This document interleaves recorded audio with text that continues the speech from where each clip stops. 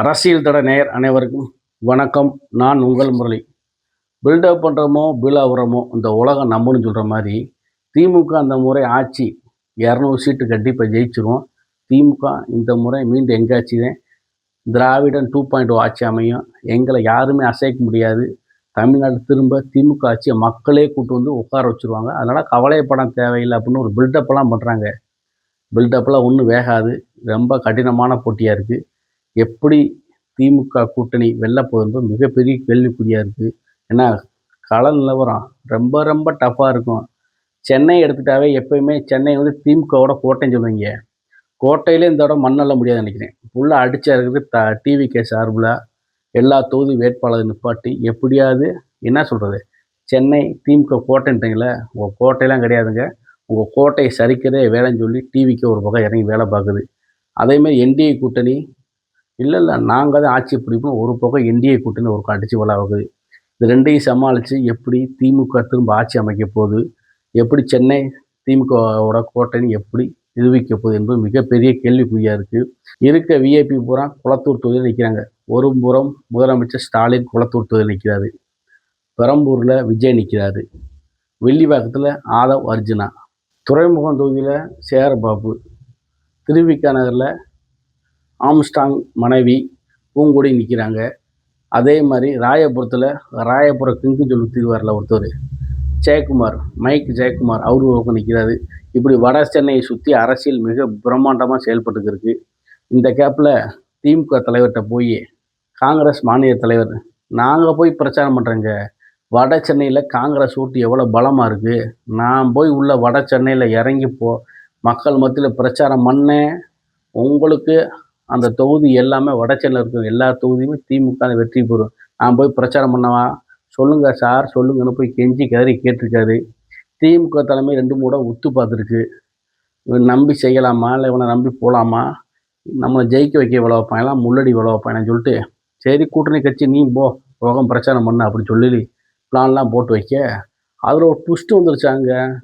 என்ன ட்விஸ்ட்டுன்னு கேட்குறீங்களா, அதிமுகவும் என்டிஏ கூட்டணியும் அதே மாதிரி விஜய் தரப்பில் சீமான் கட்சி எல்லாமே வரக்கூடிய சட்டமன்ற தேர்தலில் வட சென்னையில் சட்ட ஒழுங்கு என்பது மிக மிக சீர்கெட்டு கிடக்கு. 0. வட சென்னை எப்பவுமே தொடர்ச்சியாக கொள்ளைகள் தொடர்ச்சியாக நடக்குது. அதேமாதிரி வட சென்னை மக்களுக்கு எந்த அடிப்படை வசதியுமே திமுக செய்யவே கிடையாது. திமுக அரசு எப்பவுமே வட சென்னை மக்களை புறக்கணிக்குது. அங்கே வட சென்னையெல்லாம் பார்த்தா உங்களுக்கு தெரியும், உள்ளே போய் வீடெல்லாம் ஒட்டியே இருக்கும், சந்தெல்லாம் குறுகலாக இருக்கும். அது அங்கே உள்ள மக்களின் பரப்பளவை பொறுத்து இட வசதியை பொறுத்து இருக்காங்க. ஆனால் அங்கே ஒரு சின்ன மழை ஒரு 10 நிமிஷம் பெய்ஞ்சாலும் தண்ணி ஊற வீட்டுக்குள்ளே வரக்கூடிய சூழ்நிலை தான் இருக்குது. எந்த அடிப்படை வசதியுமே செய்யலை. சென்னை பயங்கர பிரம்மாண்டமாக வச்சிட்டோம், சென்னை மக்களுக்கு நாங்கள் எல்லாமே செஞ்சுட்டோம் அப்படி திமுக பெருமை பேசியதை தவிர ஒன்றும் வேலைக்கெல்லாம் ஆகலை. திமுக தற்பெருமையாக தான் பேசியிருக்கு, ஒன்றுமே வட சென்னை மக்களுக்கு செய்யலை. திமுக எப்படியாவது வட சென்னை மக்களை கவரணும், வட சென்னையில் விஜய் எப்படியே தோக்க வைக்கணும், வட சென்னையை திரும்ப முழுமையாக கைப்பற்றணும், யாருமே வெற்றி பெறக்கூடாது, திரும்ப சென்னை வந்து திமுகவின் கோட்டை நம்ம காமிச்சே ஆகணும்னு சொல்லி ஸ்டாலின் அவர் உத்தரவு போட்டிருக்காரு. உடனே சேகர் பாபும் மா சுப்பிரமணியம் 2 அமைச்சர்கள் வந்து ஒரு படத்தில் வடிவில் வந்துருக்காரு, இத்தனை வருஷம் நீங்கள் எங்கடா இருந்தீங்க 2 பேரும், அண்ணா இந்த பக்கத்தை நான் பார்த்துக்கிறேன் அந்த பக்கத்தை நான் பார்த்துக்கிறேன் அப்படின்னு சொல்கிற மாதிரி, இத்தனை வருஷம் நீங்கள் எங்கே இருந்தீங்க, நீங்களாம் என் கூட வந்து எவனாச்சும் நான் அடிச்சுருப்பானா விட்டுருப்பானா, நீங்கள் என் கூடயே இருந்து சொல்கிற மாதிரி இவங்க 2 பேர்த்துக்கு கண்ட்ரோலில் சென்னையை ஃபுல்லாக விட்டுருக்காரன். சென்னையில் ஃபுல்லாக இந்த 2 முகங்கள் இறங்கி தான் வெற்றியை தீர்மானிக்க வேலை பார்க்க போகிறாங்களாம் அப்படின்னு அங்கே உள்ள திமுக வட்டாரங்கள்லேருந்து பேச்சு பரவலாக அடிப்படுது. இவங்க 2 பேர்த்த நம்பி பொறுப்பை கொடுத்துருக்கீங்க, உங்களை பருப்பு எடுக்காமல் விட மாட்டாங்கன்னு அவங்க கட்சியில் உடன்பிறப்புகளே புலம்புறாங்க. அப்படிப்பட்ட சூழல் தான் இன்னைக்கு திமுக நடந்துக்கு இருக்கு. சரி, அதை ஒரு பக்கம் எடுத்து வச்சுருவோம். எதுக்கு செல்வ பெருந்தகையை பிரச்சாரத்துக்கு வேணாம்னு சொல்கிறாங்க பார்த்தோம்னா, அங்கே வட சென்னையில் இருக்க சட்ட ஒழுங்கு பிரச்சனை ரொம்ப அதிகமாக இருக்குது. திமுக அந்த 5 வருஷம் அந்த மக்களுக்கு எதுவுமே எந்த அடிப்படை வசதி செய்யலும் தொடர்ச்சியாக புகார் கூடப்படுது.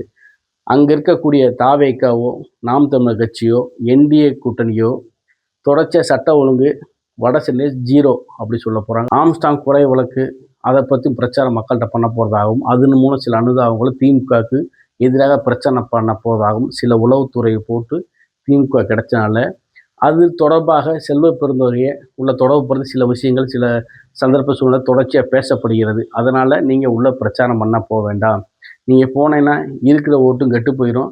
ஒரு வாய் எங்களுக்கு ஓட்டு போட மாட்டேன், அங்கே ஊர ரொம்ப மோசமான சூழலாக இருக்குது. அதனால நீங்கள் பிரச்சாரமே போன வேணாம் தலைவா, நீங்கள் பேசாமல் நன்றி வணக்கம் சொல்லிட்டு உங்கள் தொகுதியில் வேலையை மட்டும் பாருங்கள் அப்படின்னு திமுகவும் உளவுத்துறை யார்கிட்ட செல்வ பொருதையும் சொல்லி உட்கார வச்சிட்டாங்களாம். என்னப்பா, நான் எவ்வளோ பெரிய தமிழ்நாட்டில் காங்கிரஸோட மிகப்பெரிய தலைவர், என்னையே இப்படி பண்ணிட்டீங்களே அப்படின்னு அவர் சோகத்தில் இருக்காராம். எப்படியாவது வட சென்னையில் மீண்டும் எம்எல்ஏ ஆயிரணும்னு ஒரு பக்கம் ஜெயக்குமார் என்டிஏ கூட்டணியும் கடுமையாக வேலை பார்க்குறாங்க. அதே மாதிரி சேகர் பாபு எப்படியோ வட சென்னையை முழுமையாக அறுவடை பண்ணி நம்ம தலைவர் வீட்டில் ஒப்படைச்சிடணும், அவர் பக்கம் பாடுபடுறாரு. விஜய் இந்த முறை வட சென்னையில் நம்ம அந்த தொகுதியில் வெற்றி பெறணும், விஜய் கடுமையாக போராடி கொண்டிருக்கிறார்.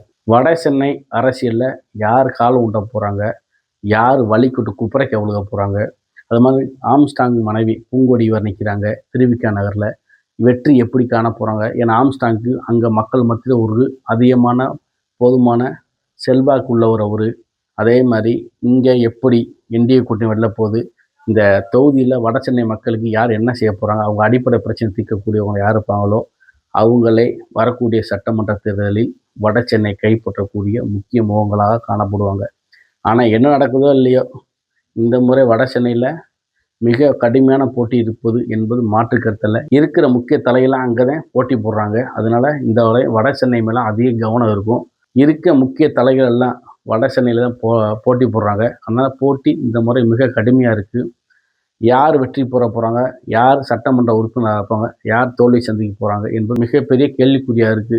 பார்ப்போம், வட சென்னையை யார் முழுமையாக கைப்பற்ற போகிறாங்க, அங்கே அரசியல் சூழல் எப்படி நடக்குது என்பதை வரக்கூடிய வீடியோக்கள் அடுத்தடுத்து தெரிஞ்சுக்கலாம். இந்த வீடியோ பிடித்திருந்தால் சப்ஸ்கிரைப் பண்ணுங்கள், கமெண்ட் பண்ணுங்கள், ஷேர் பண்ணுங்கள், லைக் பண்ணுங்கள். நன்றி, வணக்கம்.